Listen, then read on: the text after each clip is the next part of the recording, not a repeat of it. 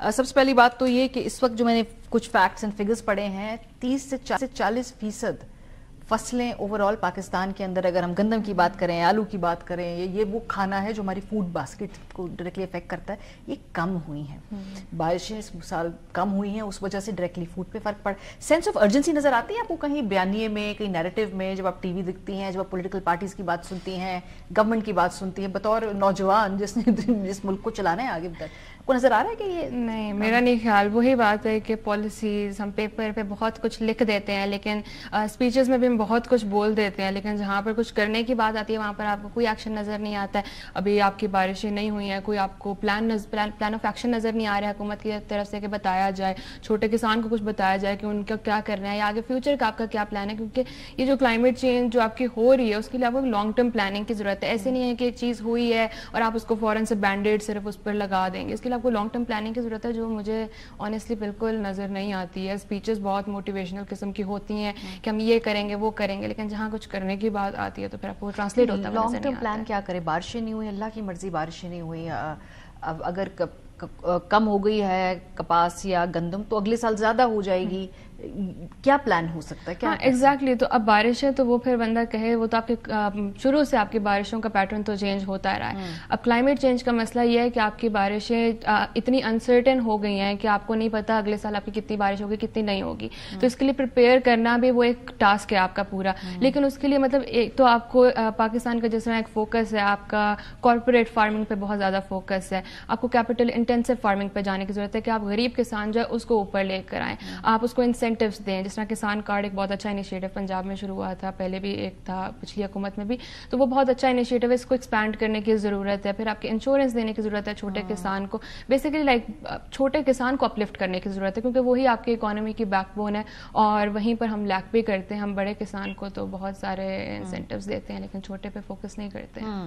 ملک صاحب، یہ چونکہ آپ حکومت میں بھی رہ چکے ہیں، آپ نے بڑے قریب سے بھی ان معاملات کو دیکھا ہے. پچھلے 1.5 سال میں کچھ ریسرچ پڑھ رہی تھی، یہ گرم ترین سال ہے خطہ ارض کے. 125 سال کے بعد یہ کنسسٹنٹلی ہمیں دیکھ رہے ہیں 2-3 سال میں ٹیمپریچر 1.5 ڈگری بڑھ گیا ہے. اور کیا آپ کو وہ سینس آف ارجنسی نظر آتی ہے یہ نوجوانوں کو، جو ہم نے یہ پلانٹ دینا ہے، ملک دینا؟ چلے پلانٹ پہ تمہارا اس وقت زور نہیں ہے، کیا پالیسیوں میں کہ پرائیورٹی لسٹ میں آپ کو لگ رہا ہے کہ یہ معاملات اتنے ہائی پرائیورٹی پہ ہیں جتنے ہونے چاہیے؟ جی بسم اللہ الرحمن الرحیم. نہیں، بالکل نہیں ہے جی. آئی تھنک یہاں پر اس کی جو کلائمیٹ چینج کی پرائرٹی ہے یہ تو ہمارے ٹاپ 3 ایشوز میں ہونا چاہیے اس وقت پاکستان کے، کیونکہ یہ ایک ایگزسٹینشیل ایشو ہے پاکستان کے لیے اس وقت.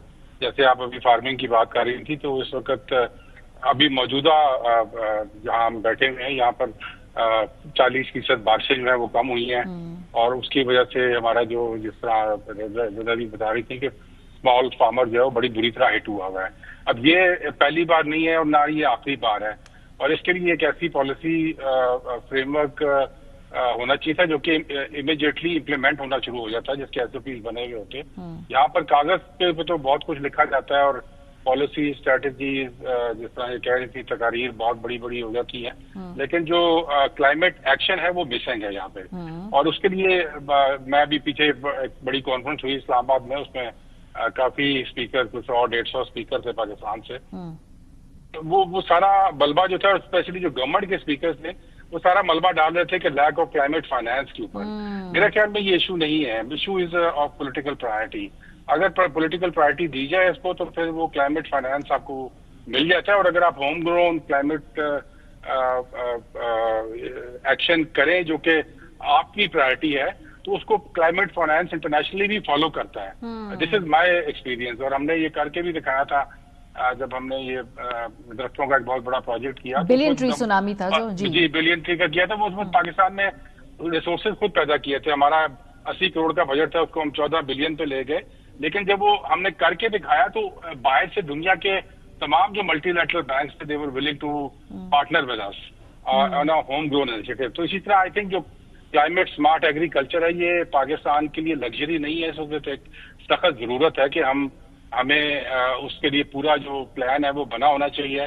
اور یہ پھر جس طرح کی آج کل کیٹاسٹروفی ہوئی بھی ہے، یہاں پر جو چھوٹا فارمر ہے وہ اب اپنے گندم وہ مال مویشی کو کھلانے لگا ہوا ہے اس وقت، کیونکہ وہ گندم اگی نہیں رہی، بارش نہیں ہوئی، 4 مہینے سے بارش نہیں ہوئی. جی جی. تو اس کے لیے ایک بیک اپ پلان ہونا چاہیے تھا جو کہ اس کو فوراً ریلیف دیتا. یہاں پر کلائمیٹ چینج سے لنکڈ ایگریکلچر انشورنس کی بات کی ہے، وہ ضروری ہے ہمارے چھوٹے فارمر کے لیے. اور کلائمیٹ اسمارٹ ایگریکلچر میں ہمارا جو واٹر کنزرویشن ہے وہ بہت ضروری ہے، واٹر اسٹوریج بہت ضروری ہے، اور اس کا پورا ایک فریم ورک ہونا چاہیے کہ صحیح کی زد میں ہے. یہ ملک صاحب نے جو بات کی، انہوں نے کہا کہ پہلے